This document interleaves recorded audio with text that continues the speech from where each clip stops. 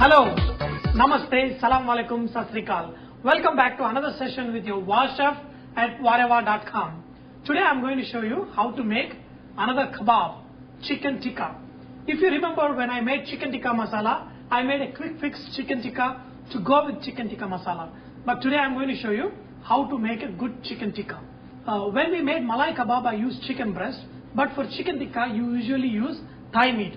So I cut them into nice small tikka size pieces. If you remember my earlier kebab, I told you that you need to remove any moisture that is there on the meat because you want the marination to stick well. So I did that with this chicken and I cut them into nice small pieces. Now I'm going to make the marination to go along with this. Half a teaspoon of chilli powder, little bit of cardamom powder, little bit of kasturi methi powder, that is the fenugreek leaves, and use little bit of garam masala and use half a teaspoon of coriander powder. Remember one thing, do not add too much of these masala powders because when you make chicken tikka you want to have less masalas possible because you don't want these masalas to get burnt and that can make it little bit bitter. So mix these ingredients, add salt and squeeze in little bit of lemon juice. Okay, do not add too much lemon juice because that also can add a lot of moisture. And half a teaspoon of ginger garlic paste. If you remember, I showed you that just squeeze out a little bit moisture from there. Okay, and then add ginger garlic paste. Add 3/4 cup of a yogurt. Now if you can see there is a lot of moisture here. If I am going to add this yogurt to this mixture, it is going to make it a little bit watery. So what I am going to do, I am going to extract the moisture out from the yogurt. Here I've got muslin cloth. All I do is put this yogurt on the muslin cloth. What it does is it absorbs all the moisture from the yogurt. Okay, now all this moisture has been absorbed by this cloth.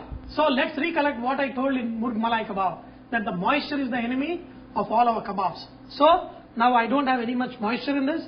I'm going to make it to a nice paste now. See, this marination is all ready. Now if you want, you can add a little bit food color, that is if you like to add. So I'm just going to add a little bit.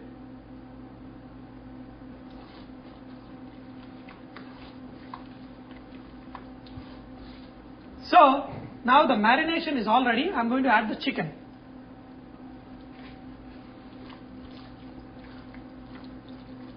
Now this chicken is really mixed up. So I've got some onions, bell pepper, red bell pepper, green pepper, and I've also cut tomatoes.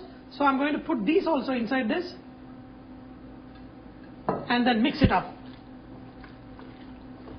Now this marination is all ready. You can put this marination in the refrigerator for at least 2 hours so that the chicken absorb all its marination and juices, and then you can put on the skewer and put it in the oven for wonderful chicken tikka.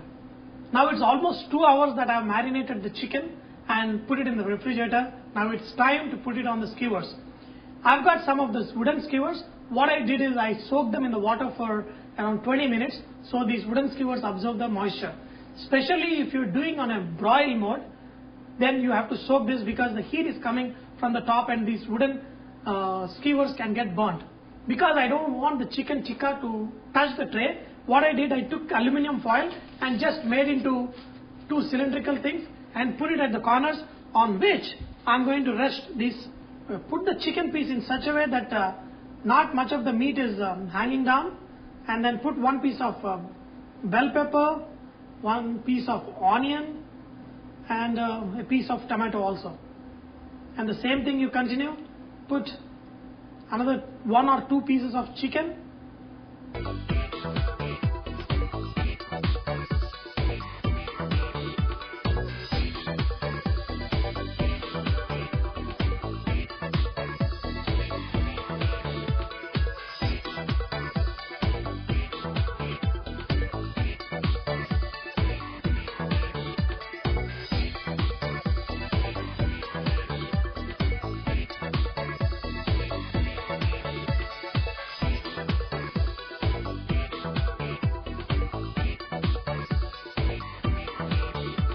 There are 2 ways you can put oil on this chicken. One thing is while you are marinating the chicken, you can drop little bit oil like the way we did for murg malai kebab.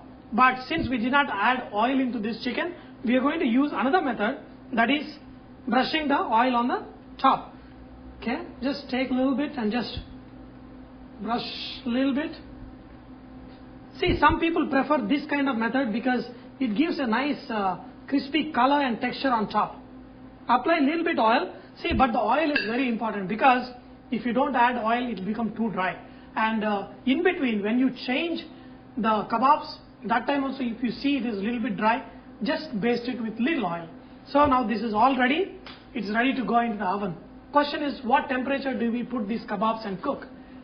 Whatever the maximum temperature that your oven can go to, if it is 500 degrees Fahrenheit, just put it at 500 and put it in a broil mode, and the total time that takes to cook this chicken tikka is little more than malai kebabs, so it takes around 25 to 30 minutes.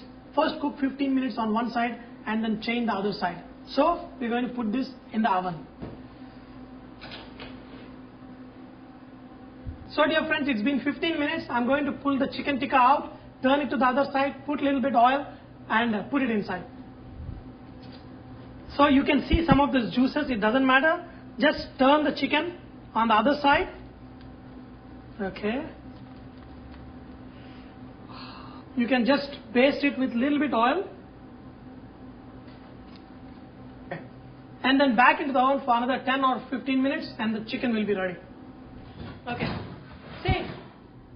Now what I did, now second time when I'm going to put the chicken, I am going to put the chicken closer to the filaments. What I did, I removed the rack and put one layer up.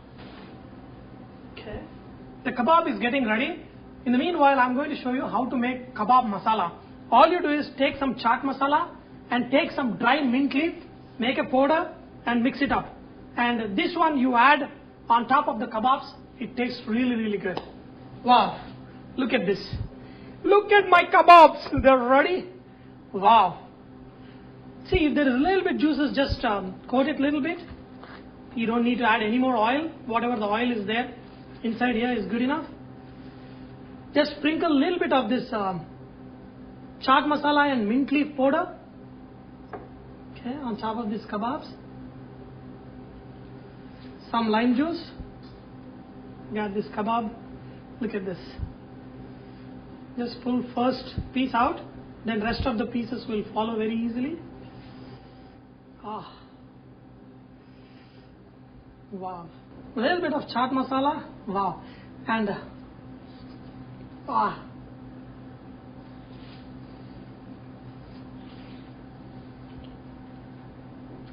yeah, very juicy. I think that onion, capsicum, tomato makes this very, very juicy. Oh.